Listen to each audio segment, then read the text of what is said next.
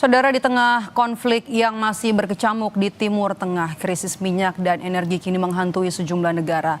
Lalu bagaimana dengan Indonesia? Apa langkah yang harus segera diterapkan pemerintah agar kebutuhan pasokan minyak dan gas dalam negeri aman? Kita bahas bersama dengan ekonom Universitas Paramadina, Wijayanto Samirin. Selamat petang, Pak Wijaya dengan Maidop. Selamat sore, Pak Maidok. Oke, Pak Wijaya, kalau kita lihat kan dari catatan ada India, kemudian juga Filipina, Thailand sudah mengalami krisis BBM. Tadi Menteri SDM Bahlil Lahadalia juga bilang stok BBM nasional aman. Nah, sejauh ini bagaimana Anda melihat kebijakan dari pemerintah dalam hal mengamankan stok BBM dalam negeri di tengah perang?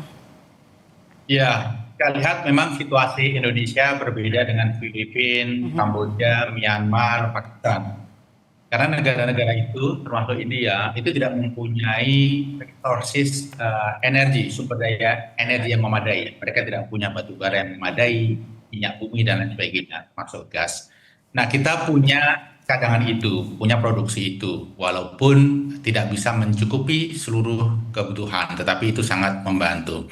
Nah, memang situasi kita tidak separah mereka, tetapi kita harus ingat, Filipina deklarasi darurat energi ketika reserve minyak mereka, reserve strategiknya itu 30 hingga 45 hari.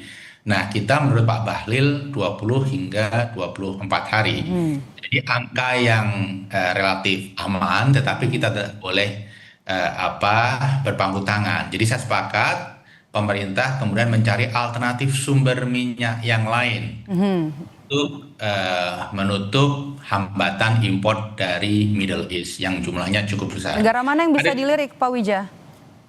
Ada beberapa opsi. Salah satu yang terbuka adalah Amerika Serikat. Tentunya perlu waktu lebih lama. Kemudian Afrika. Kemudian Rusia. Karena sekarang ini kan Amerika untuk menurunkan harga minyak bumi dunia itu memberi keleluasan kepada Rusia untuk memasarkan minyaknya. Jadi tiga opsi ini menurut saya perlu kita observe dengan lebih seksama, dan Amerika merupakan negara yang sudah siap sebenarnya, tetapi dari sisi logistik tentunya perlu penyesuaian.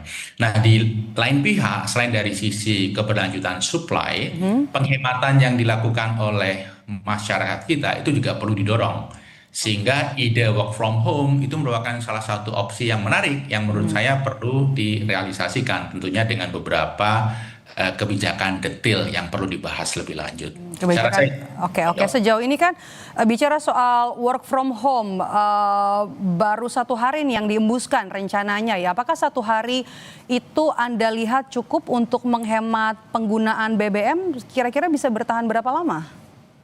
Ya, memang harus ada begitu banyak langkah yang dilakukan. Work from home saja tidak akan memadai, tetapi ini cukup membantu. Hitungan kasar saya itu menunjukkan kira-kira kita bisa menghemat hampir 10% konsumsi BBM kalau WFH 1 hari ini dijalankan. Kemudian kita bisa menghemat import BBM sekitar 100 triliun per tahun. Kemudian subsidi juga bisa dihemat sekitar 15 triliun per tahun. Dari sisi nilai tentunya cukup membantu, tetapi tidak sangat signifikan.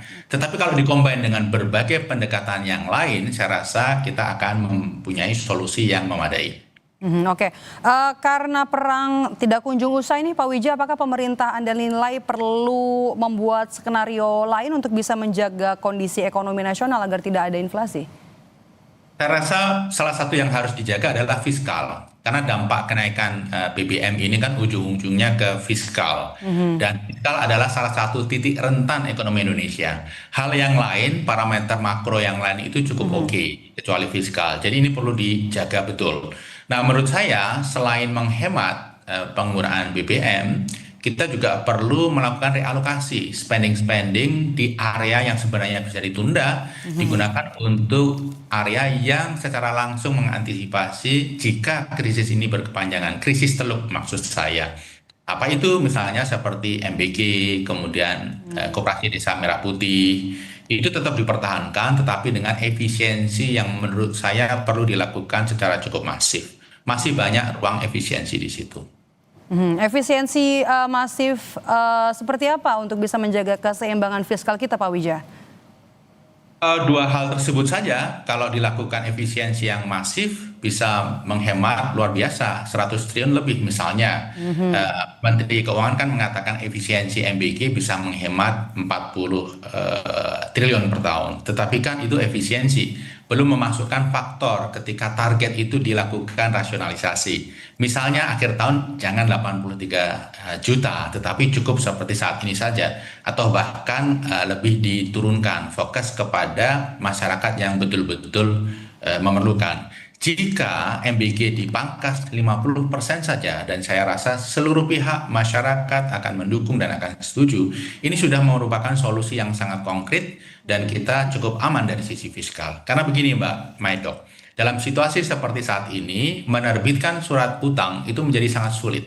Bunga tinggi, ketidakpastian tinggi, currency risk tinggi. Sehingga ketika defisit melebar, ya 3%, 3,5, 4% mungkin secara regulasi bisa dibenarkan. Oke. Tetapi siapa yang akan membeli surat utang kita? Itu merupakan pertanyaan besar. Oke, baik. Terima kasih sudah bergabung dan juga memberikan perspektif kepada kami di Kompas Petang hari ini. Wijayanto Samirin, ekonom dari Universitas Paramadina. Sehat selalu, Pak Wija. Terima kasih.